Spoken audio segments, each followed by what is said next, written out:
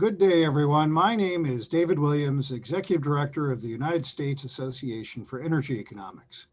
It gives me great pleasure to welcome you to today's webinar entitled Energy Sector Recruiting and Career Advice Webinar Series. This is the fourth in a series of webinars that we've put together, chaired and organized by moderator Dr. Chiara Lopete from Penn State University and our distinguished panelists who are with us today to answer questions. First, a little bit about the United States Association for Energy Economics. We are the largest affiliate of the International Association for Energy Economics and provide a forum for the exchange of ideas, experience, and issues among professionals interested in the field. The organization produces 2 professional journals, a newsletter, and holds conferences and virtual presentations on a wide variety of energy economic issues. We welcome you to visit our website at www.usae.org to become familiarized with the association and consider joining. A few housekeeping matters in regard to today's webinar before I hand things over to our moderator. First, this webinar is being recorded for those that cannot attend today's live event. This will be available on our rewind station shortly this afternoon. So please tell your friends and colleagues about its availability. If you have questions for our panelists, please use Zoom's Q&A feature, which is at the bottom of your Zoom window. Just take Q&A, post your question, and this will be addressed by our moderator or one of our speakers. And now I have the pleasure of introducing you to Dr. Chiara Lopete, Associate Professor of Energy Economics at Penn State University. Chiara, over to you. Thank you, Dave, for the introduction, and thanks to all of you who are joining the 4th episode of this webinar series focusing on energy sector recruiting and career advice. It is my great pleasure today to welcome Mary Wierzbicki and Lena Noor from the Federal Energy Regulatory Commission. Lena is a human resources specialist at the Federal Energy Regulatory Commission, where she manages Ferc's entry-level hiring program, recruitment and outreach, as well as Ferc's summer internship program. As the summer intern program manager, she oversees university partnerships, professional development workshops, Ferc's mentor program, and more. And we'll hear about that in just a few minutes. She did begin as an intern at Ferc in 2015, and so since then she's been working on and continuing to develop really a pipeline of interested applicants into a career at the Commission. She holds a BA in political science at George Mason University and a master's in public policy at George Washington University. Mary is the director of the Division of Energy Market Assessments, the Office of Energy Policy and Innovation at Ferc. She oversees staff assessment of electricity and natural gas markets that Ferc regulates, including analysis of market data, assessment of market trends, and effect of market rule changes. She has held a variety of roles at Ferc, including technical advisor to Ferc Commissioner Sherry Lafleur, and she also served as a legislative fellow in the office of US Senate Majority Leader Harry Reid, where she drafted legislation on transmission planning, siting, and cost allocation. She has a master's degree from the University of Wisconsin-Madison and a bachelor's degree in electrical engineering with a specialization in power systems from the University of Illinois, Urbana-Champaign. So I would first of all like to thank our 2 guests from the industry from Ferc for taking the time and joining us today. Now, I'm also extremely delighted to introduce our 2 student panelists for today's episode, Avery Taylor and Jack Schultes. Avery is from Cary, North Carolina. She's a senior in energy engineering at Penn State, and she's pursuing minors in architectural history and environmental engineering. I always ask students to give a fun fact about themselves in preparation for the webinar. And one nice thing about Avery is that she has 2 Siberian Huskies, apparently. Are they with you in State College, Avery? Yes, they are. They're actually in the living room. They are in the living room. Okay, wonderful. So Jack is from Latrobe, Pennsylvania, and he's also a student at Penn State. He's earning, excuse me, a double major in energy, business, and finance and economics at Penn State. Starting in June 2021, Jack will be working at BP in Chicago, and he will be overseeing traders and their operations. So he'll hold management risk role. So one fact about himself is that he ran his first marathon in April 2020. That was something that he did recently. So just a few words about the structure of the webinar, which is, as you know, for those of you who attended this before, this is really meant to be more of a conversation between students and our guest panelists. First, Mary will tell us a little bit more about her career path in the energy industry and the various roles that she's held at Ferc over the years. Lena will then give us an overview of her career path, how she actually started, as we said, as an intern at Ferc, and then how she moved into her position. And she will also dive a little bit more into internship and job opportunities at Ferc.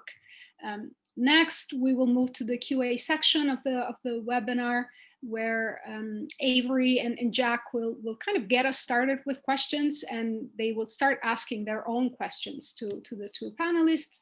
And finally, we'll open the floor to questions from the audience. Dave already went over the basic ground rules, but if you have a question related to, of course, recruiting and career advice for one of the panelists, please ask your question in the Q&A box. If it's possible to clarify if the question is for Mary or for Lena, that would help. And I will monitor the chat box during the event and share your questions with the panelists. I think that's about everything in a nutshell, and so I'll hand things over to Mary. Great. Thank you, Kiara, for the invitation to speak today, and to all the attendees for coming and joining us. So I've been at the Federal Energy Regulatory Commission since I graduated from grad school. I thought I would try the job and try living in Washington, D.C. for 1 year. It's worked out well. Many years later, I'm still working at Ferc and still living in the D.C. area. I'd gotten both of my degrees in electrical engineering, and I was really interested in the transmission system and then the electricity markets that are run in the US by the regional transmission operators, and the kind of the intersection of engineering and economics.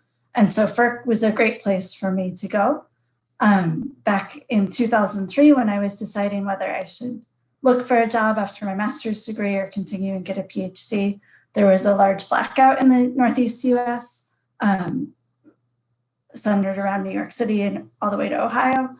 And there was a big push to hire people with the background that I had studied for, with background in electricity markets and the electric transmission system.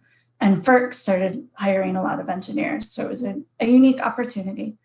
And I first joined Ferc's reliability office. A little bit about Ferc is that we are a federal government agency. We're an independent regulatory agency, which means that we have 5 commissioners who are appointed by the president and confirmed by the Senate, but they're not like a cabinet member that reports to the president. Once they're confirmed by the Senate, they are independent. And then we have several program offices. Lena will get into exactly how many, I don't remember off the top of my head. But when I started, I was in the office focused on electric reliability, which is mostly electrical engineers, but some other backgrounds, attorneys, policy analysts, different things. And they focus on the rules for the electric transmission system to make sure that we're operating reliably and have the right infrastructure in place. Then from that experience, I was more and more interested in electricity markets and moved over to our policy group It's changed names a few times over the years. Right now it's the Office of Energy Policy and Innovation, but it's always been a group of people at Ferc who look forward-looking. What are the policy challenges that the agency is going to face? So I've worked with a mix of economists, policy analysts, attorneys, accountants, and engineers. And then we also have many people at Ferc with the title Energy Industry Analyst, which is a broad field that most college degrees qualify for that position. So we have people with all different backgrounds of history, literature, pretty much you name it, but they were interested in energy and ended up at Ferc. And that's been a really fun opportunity to work with interdisciplinary teams and learn from different people who approach problems from all different perspectives. Along the way, I had opportunities to work in the US Senate, which was a unique opportunity where the senator who I worked for was interested in introducing legislation to strengthen the transmission grid across the US and help to accommodate more renewable energy. And I had the background to understand how the transmission grid works, how transmission gets built, how all the different states and regions interface with each other. So that was a really unique opportunity to apply what I had learned working at Ferc from a different perspective into a different context. I also had the opportunity to work for one of our commissioners as a commissioner's advisor. Each commissioner has usually 3 or 4 staff who are usually attorneys, but then usually 1 or 2 of them as a policy advisor. And we help the commissioner decide how to vote on all the different Ferc orders, help them write speeches, and coordinate a lot of their meetings with the industry and with different agencies. After those experiences, I came back to the policy office and have since become a group manager and then division director. And I also wanted to touch briefly on what summer interns and entry-level staff do in my office. I've had interns working in my group for, I think, the past 5 summers at least, that I was involved in hiring an intern and helping them come up with a project. 4 of them have become full-time Ferc employees, which was really exciting for everyone involved. But some of the projects that they've worked on have been analyzing electricity market data and helping us dig into some of the market data that we get to understand the effects of different policies, helping us to build models of electricity markets, which requires a ton of work with updating data. And so we've had some of our interns help us to automate some of that so that we could have models that we can actually use without spending months and months updating them. And then also researching different topics, understanding different state policies where we have 50 different states doing different things. And sometimes we have to understand what states are doing what actions in certain policy areas, or researching some of the history of what actions has Ferc taken across a topic area in different regions over the years and helping us to understand some of that. So those are some examples of things that interns and entry-level employees have worked on in the policy office, but all of the offices at Ferc usually hire some interns. And Lena will get into more about that. But that's basically my background. And I'll turn it back over to Kiara. Thank you, Mary. This was really helpful. Very, very good overview of, again, your career path. And also you already hinted at some things that we'll cover more with Lena. So just a very brief follow-up question here is, you said that you've had interns over the past 4 or 5 years. What happened this past summer, where I imagine things were a little bit different? So can you tell us and just how you ran the program last summer? Yep. So last summer for my office, I started a new job as a division director about 2 weeks into the pandemic. So we all got sent home to work from home. We're still working from home. As you can see, my lovely home behind me. And 2 weeks after that, I started a new job as division director overseeing 2 groups. And we had hoped to hire summer interns, but with starting new, we hired some staff who started remotely, who we actually have not yet met in person, have been working from their homes the whole time since they started their new job. And so we decided not to bring on new summer interns this past summer, just given all the uncertainty and all the adjustments we were going through. We did have one intern who had he's actually on his 3rd summer interning in our group. And so since he had already interned 2 summers and we knew him well and he knew us well, he continued his internship. But we did not hire interns this past summer in my office. Other offices at Ferc did hire interns and had a great experience with it. And I think we've all adjusted to the remote work and the new technology and everything. So I think we're optimistic that we'll be able to have more interns at Ferc this summer now that we've adjusted to our new normal. Well, thanks again. This is really helpful. I didn't know personally that you could actually do an internship over 2 or 3 or more potentially summers. So, yes, especially if you're pursuing a PhD. Yeah, that's true for grad students. But would that apply to, say, undergrads? Like, could they do it for maybe a couple of summers? They potentially, I guess. Potentially, yeah. Often the undergraduates who we end up interviewing are juniors, so there just aren't that many summers available before they graduate. Right. That's true. But potentially, we would consider if we like someone and they like us, and they're not done with their education. I think there are opportunities sometimes. There are opportunities. Okay, wonderful. So this is again very, very useful, and I think a very good introduction into what Lena is going to tell us more about. Lena, could we hear a little more about your background and how you actually got into the position you're in right now? And then, yeah, we'd love to hear more about job and internship opportunities. Absolutely. So good afternoon, everybody. So grateful to be joining you all. So happy to share a little bit more about my experiences and then sort of dive into the hiring process here at the Federal Energy Regulatory Commission.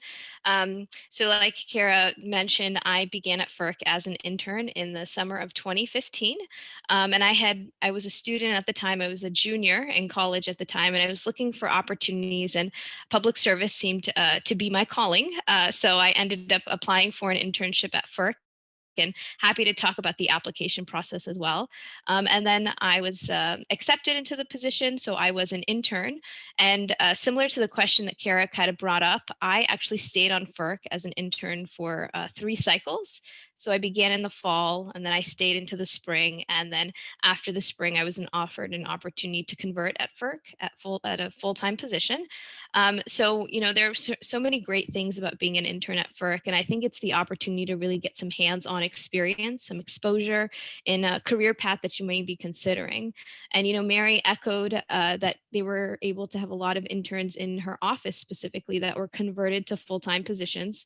I am, again, one of those success stories, and I will have to say Ferc has a history of converting interns to full-time positions once they complete their undergraduate or graduate degrees. So I always say it's great when you can find an internship. It's even better when you can find a career. And I hope that Ferc is that place for many of you joining us here on this webinar.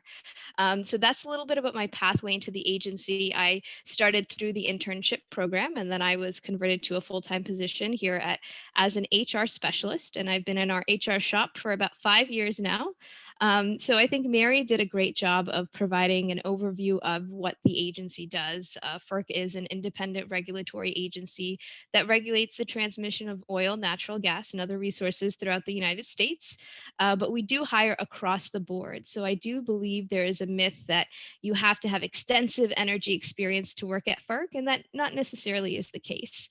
We do hire, when I talk about our full-time positions, IT specialists, business analyst, management analyst. But of course, if you have a connection to energy that I believe many folks on this webinar do, it makes a stronger case for why you would be a great candidate for the positions you're applying for. So happy to start off with that introduction.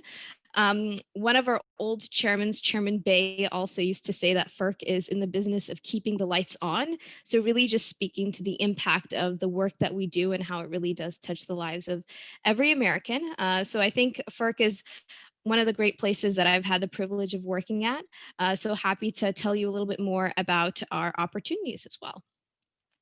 So diving in a little bit deeper, I wanted to touch upon the internship program here at Ferc. So I happen to be the summer intern program manager. I've been with Ferc, like I mentioned, for 5 years, and I've seen 5 cycles of summer interns. And it's really interesting to be able to see the types of projects that they've been able to work on, the opportunities that they've been exposed to. Our internship program, we have 3 different internship programs, and our most popular is our summer internship program, which is typically in the summer. It's 8 to 10 weeks, depending on your academic schedule. Our Pathways summer internship program is a paid program, and so it's paid in correspondent to your academic degree. So students that are undergraduate students get paid about $16 an hour, where our graduate students get paid about $26 an hour. And the program is really extensive in the sense that you are paired with a mentor to provide you with the additional support that you may need throughout the course of your internship program. You do have various projects and portfolios that's designed according to your academic discipline. I think Mary did a great job of talking about some projects that interns have worked on in her office. Some other assignments that our interns have worked on are examining market returns to analyze anti-competitive behaviors in ongoing cases, performed legal research on several rate cases involving reactive power compensation for renewable generators, and have explored different ways to detect market power in the electricity markets. So we really believe at Ferc, we want to give our interns hands-on experience. We want to make sure that you're able to take advantage of the short time period you're with us, even if it is virtual, to really feel like you're applying what you're learning in your academic discipline. And I know Mary did speak about the internship program in her office and how this summer it was a little bit different as we were all adjusting to COVID. I will say in the past, we typically have about 40 interns each summer. This summer we had 30. So we still had a pretty good cohort. And we sort of left it up to each program office to determine if they want to bring an intern on board as we were learning throughout the process. And as we've learned a bunch of best practices, we anticipate that moving forward, we don't know what the future looks like, but we still are committed to hiring interns. And, maybe a combination of virtual, in person, or fully virtual. So we'll wait to see what the future holds. So we do have a few internship postings currently available. To begin, I wanted to share some links through the Zoom chat box. So the first link I am sharing is a link to our different program offices, which Mary spoke about. We have 12 different program offices at Ferc. And so I always encourage students to do some research on our agency website, because I think it's great when students want to work for Ferc. It's even better when you can figure out where you fit in the organization. So what skills, experiences, abilities do you have that you believe you can leverage to apply for an internship or a job with Ferc? The second link that I'm going to go ahead and share is our job search and apply page. Here we go. And so this lists all of our internship, full-time, mid-level positions currently offered at the agency. We currently have 2 internship positions posted. At this point, they are for graduate students, because the way our positions work is that each office will post at various times in the year.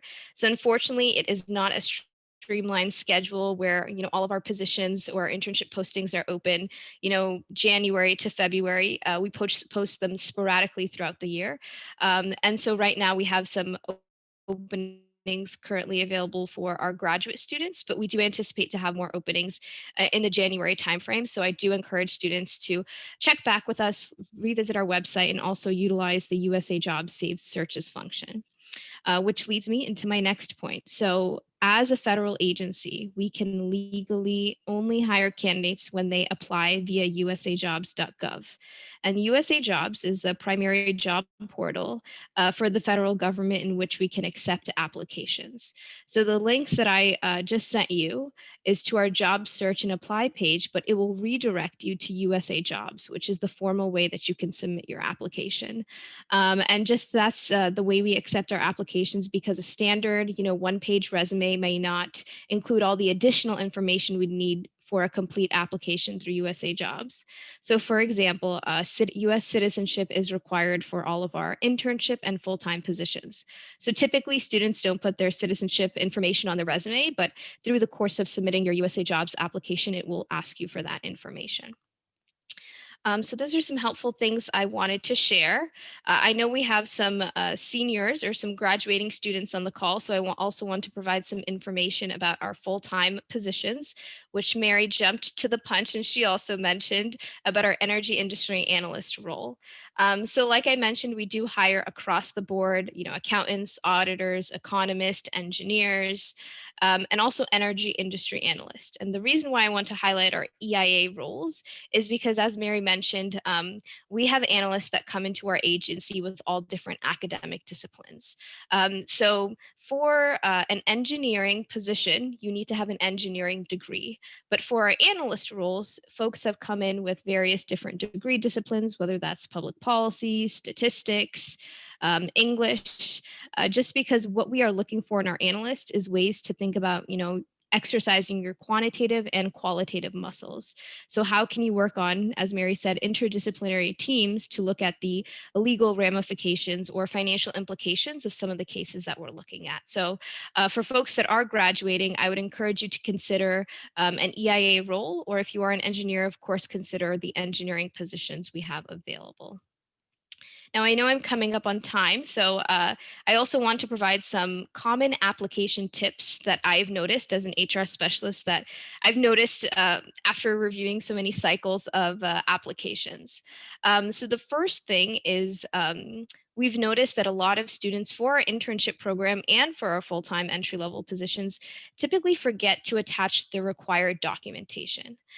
So for example, if you are applying for an internship at Ferc, you must attach your unofficial transcript to your application. So it does not need to be the official paid copy from your Office of Registrar, but we need verification that you are actually a student at the university you're claiming on your resume. So always attach the necessary documentation that's included in the application description.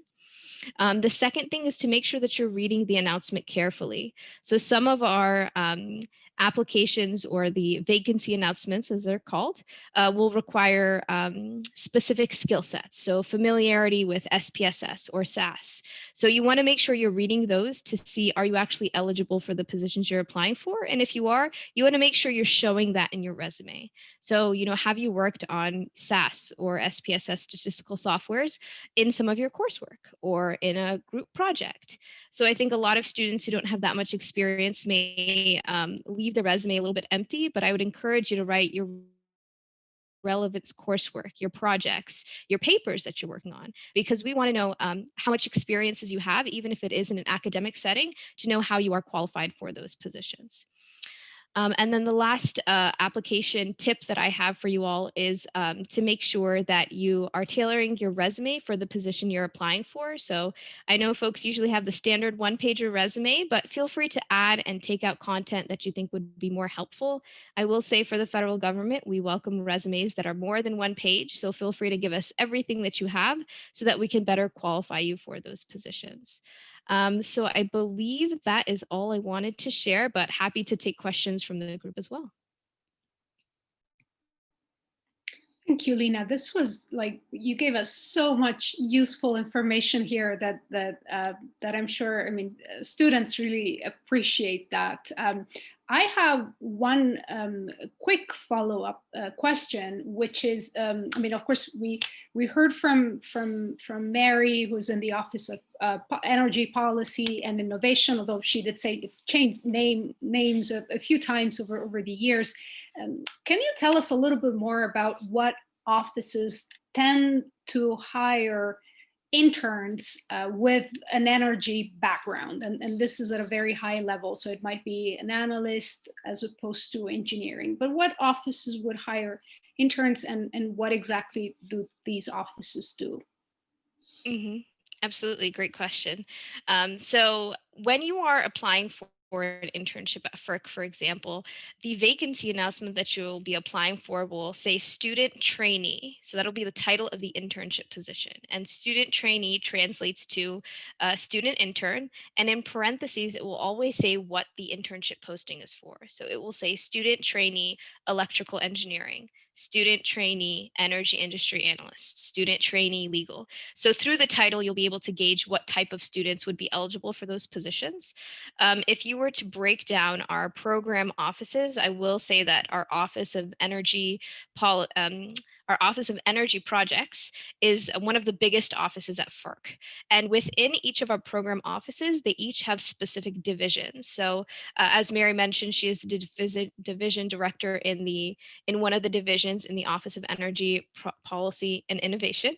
But each of our different program offices also break it down into specific divisions. So some divisions are focused specifically on liquefied natural gas. Some are focused specifically on the energy markets and regulations. So I would say different divisions have different specialties. And so it's matching where your specialty fits in those divisions. So I would say the Office of Energy Projects typically hires a lot of our engineers at the commission, as well as our environmental protection specialist.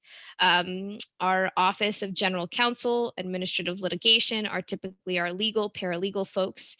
We typically have our energy industry analyst in majority of our program offices. They're hired since the work that they do is very a generalist role as well.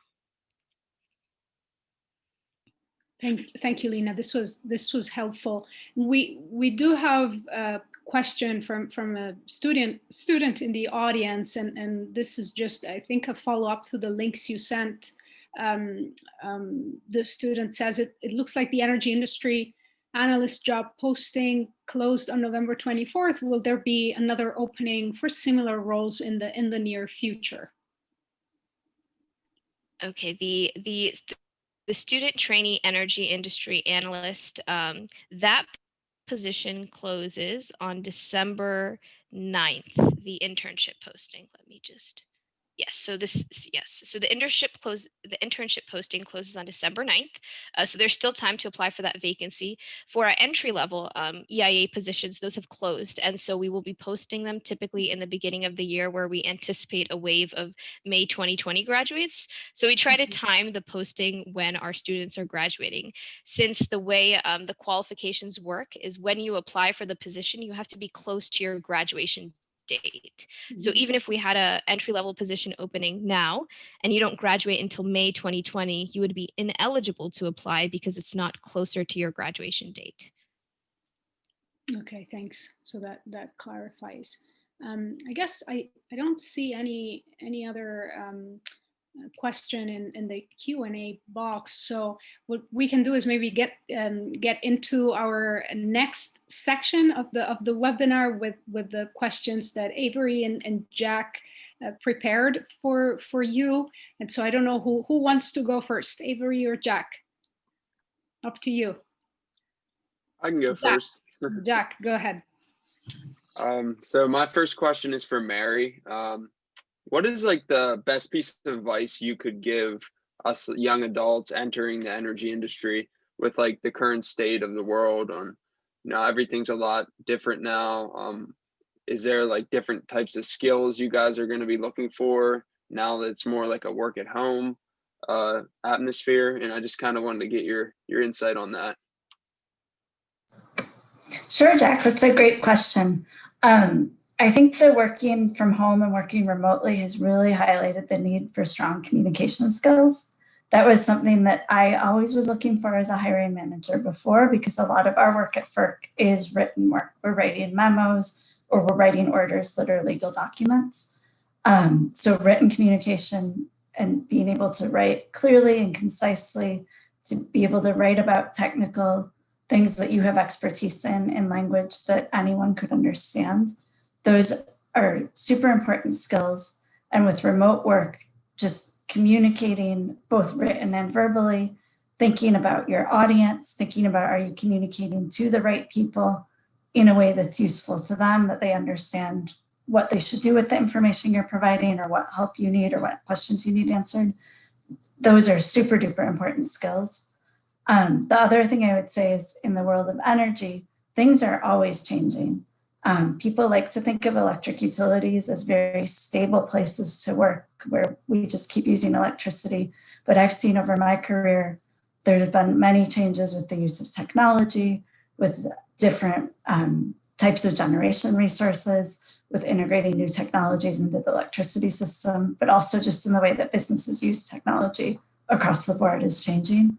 And so it's important to identify your area of expertise, know it well, know the details of one area really well, and build on that over your career. You can't try to learn everything in energy at once, but knowing the details of something and then learning the details of a related field and incrementally building your expertise and your knowledge, I've found is a way to have a solid expertise that you can build on, but also practice those communication skills, do lots of writing. A lot of my writing skills came from elective courses I took as an undergrad, like doing a French literature course and thinking about sentence structure and how that all fits together is something that I go back to all the time. Writing about French literature really strengthened my understanding of English grammar and how to write a concise sentence. And then some of the humanities courses where we had to write papers were very different from my engineering courses. And some of the things I learned about writing in those electives that I never knew would be important are lessons that I'm applying day after day in my current job. Thank you. That's really helpful.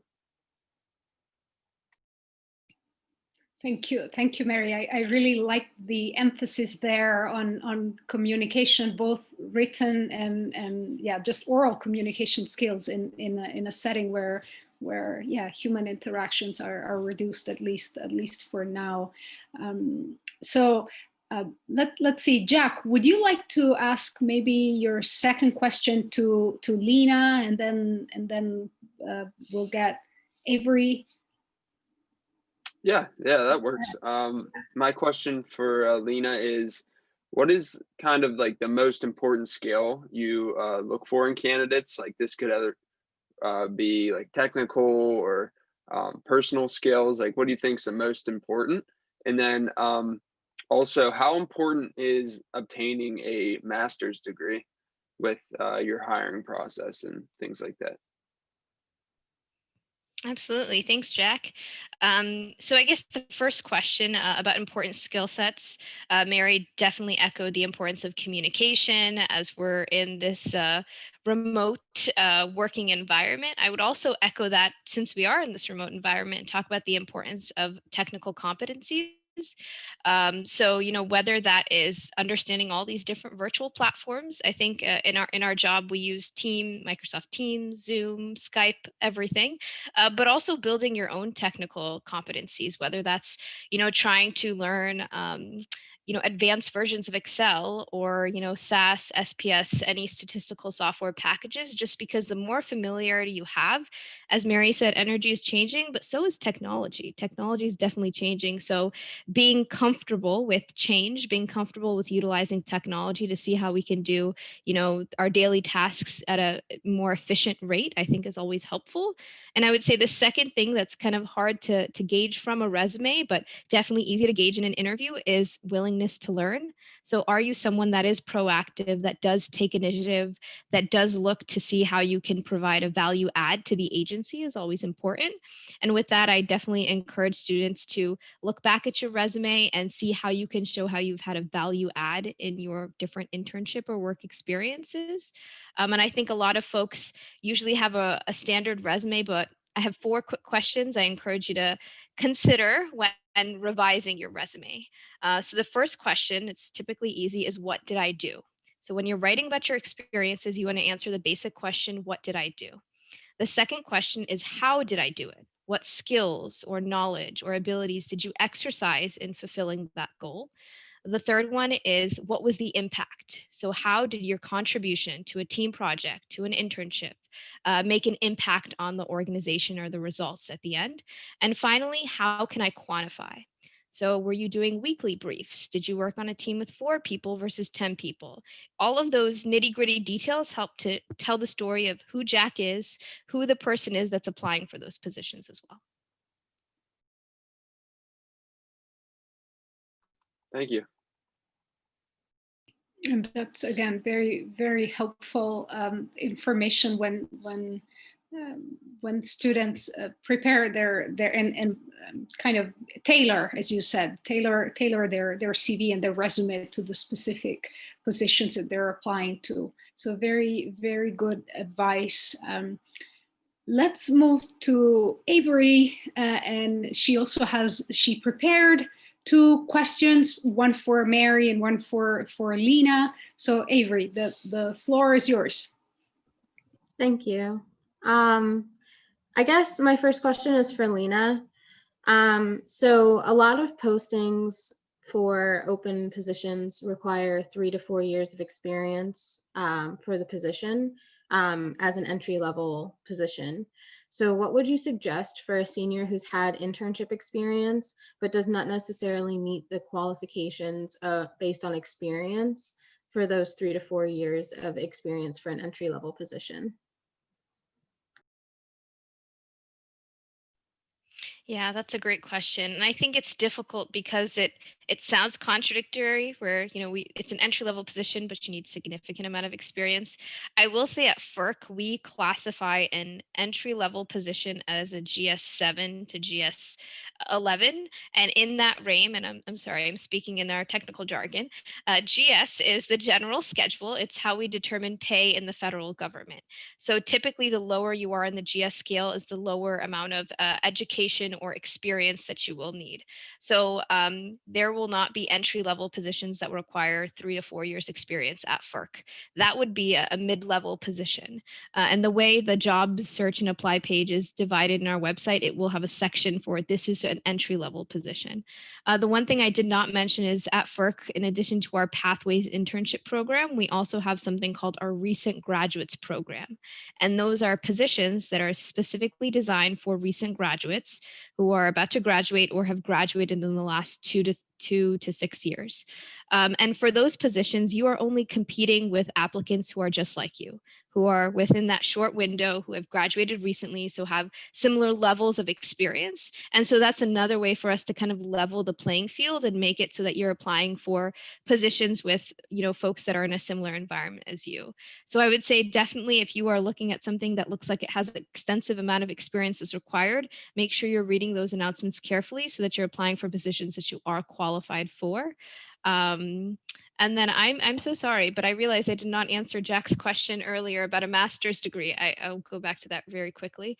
You do not need to have a master's degree to apply for positions at Ferc. I think Mary mentioned that she came into Ferc with a master's degree.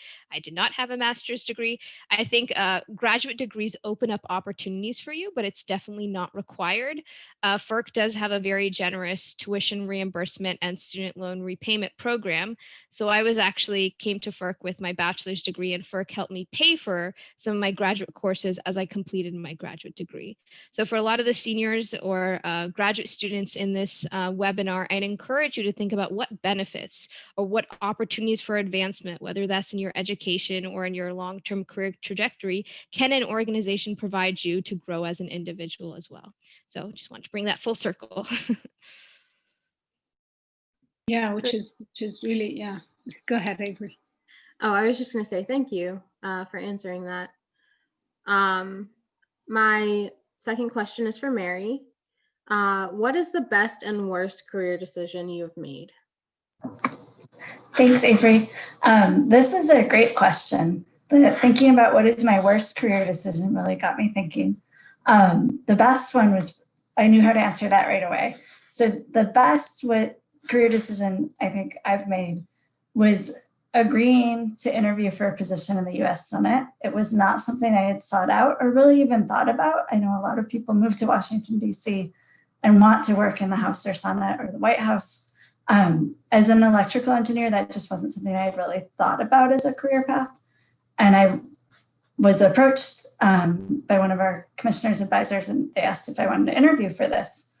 And when they walked into my office, I thought, why is she here? What case that I've forgotten all about does she want to know some detail about? And it was such a surprise and such a really cool opportunity. So I agreed to interview for it. And the more I thought about it, the more excited I got. And I did get the job. And I was very nervous when I started that job because there was so much I didn't know about politics, about working in the Senate. It was just not something I had really trained for. And so I felt like there was a huge learning curve, and there were so many things I could mess up at such a high profile position. But it was a really supportive group I worked with. I was surrounded by people who knew Capitol Hill inside and out, but didn't know electric transmission at all. So I had unique expertise to provide, but learned so much from my colleagues who I got to work with, and got to work in a really neat atmosphere and really see how my work affects people more directly, I think, than I do in a daily basis at Ferc. The other thing that I really learned from that experience was how to communicate concisely and to a high level audience. My boss in that job used to have me practice for briefing the senator, and he would literally look at his stopwatch, and 30 seconds or a minute or whatever was the time I had, and he would say, "Time's up, try again, you didn't make your point." It was incredibly stressful, but I learned so much from that experience and from having that practice in a friendly environment. And it's paid off in my ability to communicate since I've come back to Ferc and really think about how to communicate concisely. As far as worst decision, I think that would be staying in a position too long after I had realized I wasn't growing anymore. And I think it's so important. Only you know if you're being challenged by your work day to day, if you're growing and if you're learning things. And even though you're paid to go to work, if it's boring, if you're not learning, if you don't see the point of it, it makes for very long days. And it makes it harder to get along with people. It makes it harder to motivate yourself. And so I think it's really important before you get into that burned out point to realize if you're not growing or you're not getting the opportunities that are interesting to you, to start looking around at either how you can change your current position and talk to your manager about what you want to be learning and what's really interesting to you, or looking at other things you could apply to, and applying to things and switching positions. There's a lot of things you can do working with a good manager within your current job. And I always look back at some of the things people said, "Oh, you're really good at this. You should keep doing this." And some of the things I'm really good at include organizing my desk, filing file folders alphabetically. I'm also really good at doing dishes. But none of those are things that I want to do all day or that I find really inspiring.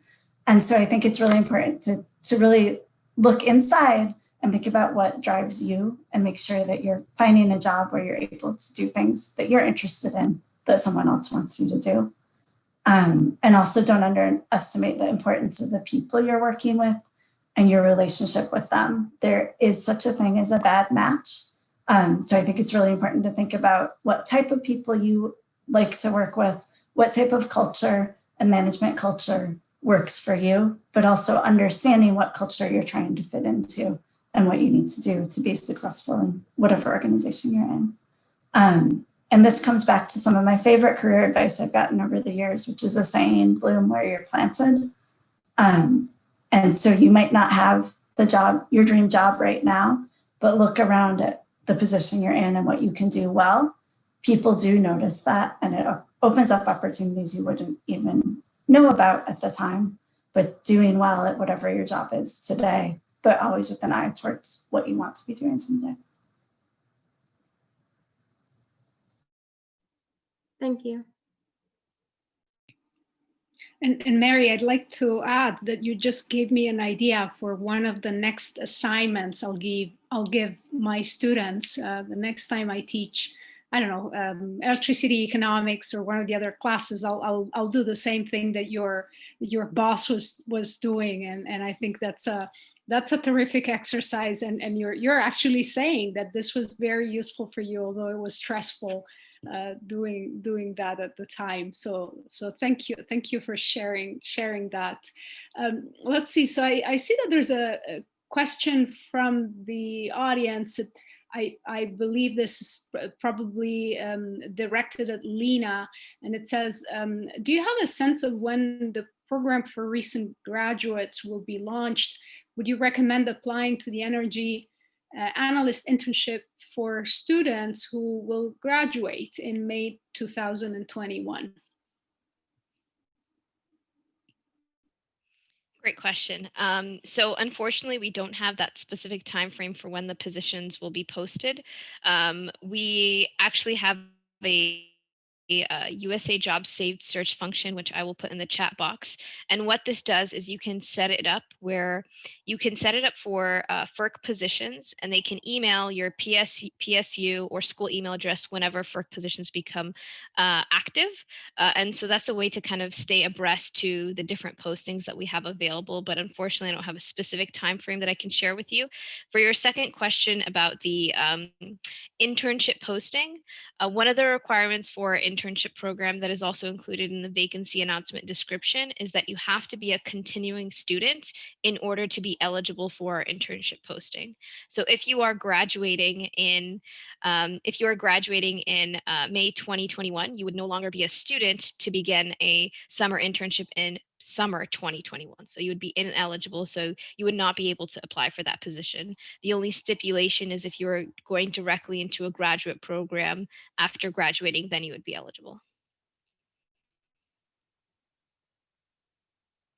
Thank you. Thank you very much, Lena, for addressing that. I guess I have a question to kind of follow up on what you just said. And this is something that I have discussed with some of my students on the side. Like, what experience would you value most in a new hire or intern that makes that candidate a standout candidate? And I would like to give you some specific examples that again often come into the conversation. For instance, students, they would like to know how you would value leadership in a club, or research related to the major, or community service, or a part-time job. So could you give us, of course, understanding that each situation is a little bit different, and so we can't like overgeneralize, but can you give us a little bit of a sense of how these different experiences are valued in when you look at a resume? Absolutely. So I will say in experience in a club, a leadership position in an extracurricular club would be very helpful because there's a lot of things associated with that position. For example, being organized, exercising, courageous communication, intercultural communication that's typically involved in working with big groups. So I would think that experience would be very much helpful in trying to secure a position at the agency.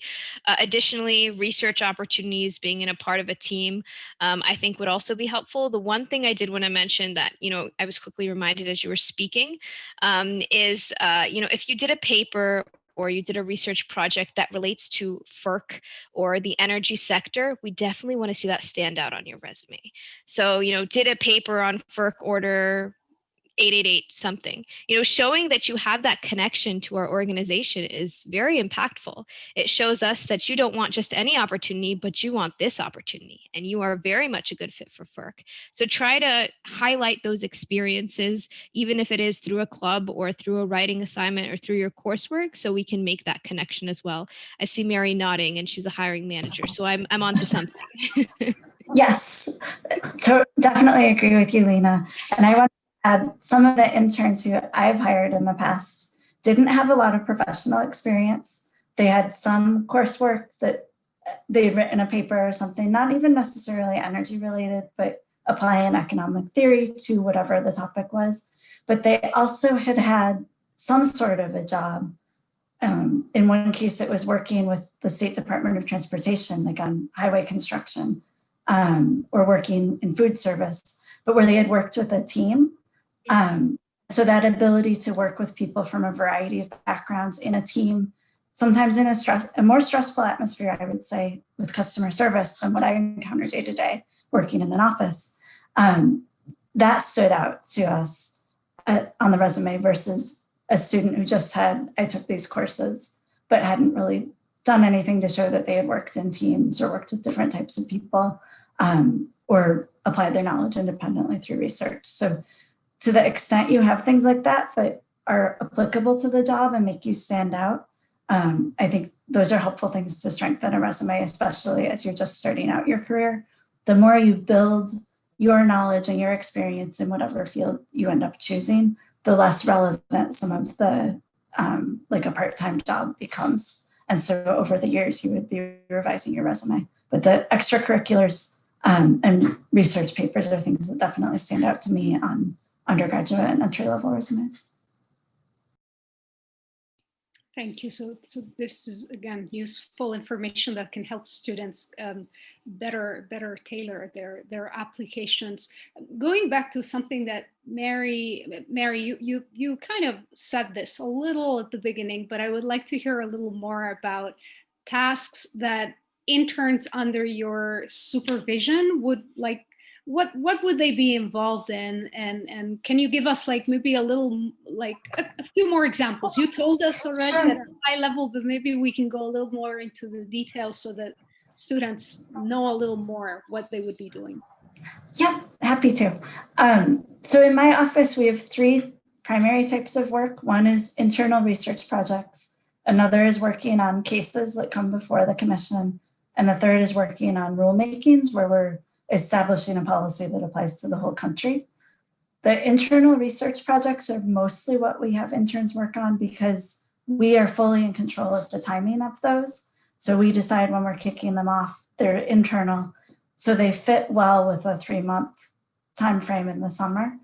The cases that come before the commission, we don't control when market participants or utility companies file those. So we try to look for opportunities to have our interns shadow another staffer or even be a full team member on a case, but the timing is often really tricky. Once a case gets filed, they usually have a legally required deadline for the commission to act within 60 days. So if a case gets filed right at the beginning of the internship and the person knows enough that they can really hit the ground running, that can work out well. But often we're spending several weeks bringing the intern up to speed on Ferc and the energy world. And so it's hard to contribute to a case on day 1. And then by the time the internship ends, we might be midway through a case and it's not as interesting to see part of a process and not see the whole thing through.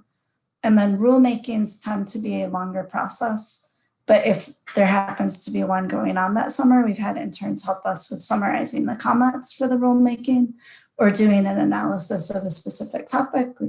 We'll do a proposed rule and we'll get comments, and it might raise a question for us that an intern can help us either do research or dig into data and help us get a better understanding. And then the internal projects, we usually, actually every year in my experience in the policy office, we have more projects that we are interested in doing and researching than we have time and people to do. And so we draw from that kind of to-do list to come up with projects for interns, that we have a lot of interesting things, and someone who starts from 0 without all sorts of other responsibilities and cases from 3 years ago popping up and can really focus on something. I've been so impressed with how much one person focusing on 3 months can accomplish so much more than people who have been at the agency for years and have a lot of different competing responsibilities. Yeah, that's a very good point. And that's I was reading recently about, the ability of, focusing and doing something in a more focused way that often gives, exactly as you say, like maybe better even results than someone who's spread very, very thin on a number of different projects and responsibilities. Let's see. So there is one comment from a grad student. This I would just like to confirm with Lena that international graduate or undergraduate students would not be eligible to work, to be hired at Ferc, right, Lena? Just confirming with you. So Unfortunately, that's correct. So unfortunately, and anyone else would not be able to apply for a position at Ferc. I guess another question from an attendee is, what is the level of proficiency in using Python or R and Excel expected from a candidate to succeed in the energy analyst role? I can answer that one. Oh, maybe Mary. Yeah, go ahead, please. Yeah. So we have different types of energy industry analyst postings. Some of them really specify quantitative analysis or statistical software. So I think reading the posting really closely is important. Some of the energy industry analyst roles are more summarizing qualitative information. So reading comments that come in a filing, summarizing who's for, who's against, why, applying economic theory. So I think there's room at Ferc for people with a variety of different proficiencies. And it's important on your resume to communicate what your proficiency is. So working it into research projects that you did, that you analyzed a data set of this size, or this was your source, and you use this software to do it, or putting software skills and including some idea of your proficiency in those software skills. Basic Excel, like being able to organize information in Excel, sort a list, and do basic accounting type of functions is pretty common across Ferc, that you'll see different things in Excel, but the advanced Excels, certain positions, we use it all the time, and other positions don't use it as often. Thank you. I don't know if Lena, if you want to add anything at all, or Mary gave pretty good overview. Yeah, Mary did great. I will say it will be clear in the posting. I think in our intern one, it says introductory knowledge, or it'll say familiarity, or it'll say, advanced proficiency. So make sure to read that clearly. But also we do have boot camps. We have trainings available to provide our employees with that support if they don't have, significant experience, that we can give them additional experience with as well. Which is a great, I think you mentioned before, the opportunity for professional development that there are. So that's very, very valuable. So I would like to conclude with one question for both of you. You've been in the energy industry now for some time. And so I like this question. I often ask it to our panelists. If you look back back to your college years, what advice would you give yourself now that you have more experience? Obviously, this is a professional advice.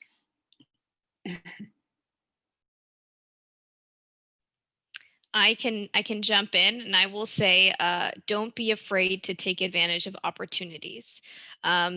So, you never know if you're going to be good at something, if you're going to enjoy something, unless you try new things. So I think that was one thing I did in my internship at Ferc, is I always asked folks, do you need a help? Is there anything I can, help you with? Because you never know where those connections might be, what may lead to the next opportunity if you don't take initiative and be proactive for yourself. So I will say, don't stray away from opportunities. You never know what the next door can open. And I would say, talk to as many people as you can who are doing things that are interesting to you. Ask them how they got there, what advice they have, what courses they recommend taking. You're in a unique position that you're at a university that offers courses in almost everything. And you're surrounded by people who are learning all kinds of different things. So take advantage of that while you're there. And I've found the more that I've talked to people about their career paths, the more I've learned, and it's just opened up different ideas and different opportunities.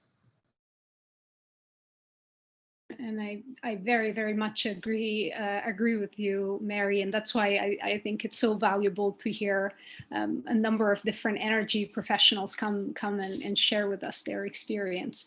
So I think unless Avery and Jack have other burning questions, I think I don't see any more questions in the chat. So I would like to take again one last opportunity to thank Mary and Lena for taking the time today to share this hour with us and giving us so much information about Ferc and their job, and of course I'd like to thank Avery and Jack for participating and for sharing their questions with our industry panelists. Dave, I think I'll hand this over to you. Thank you. Oh, thank you, Kiara. I have to tell you, I think this was actually the best in the series so far. Really, Lena, Mary, thank you for your knowledge, your expertise, your willingness to share, and Avery and Jack for your very thoughtful questions.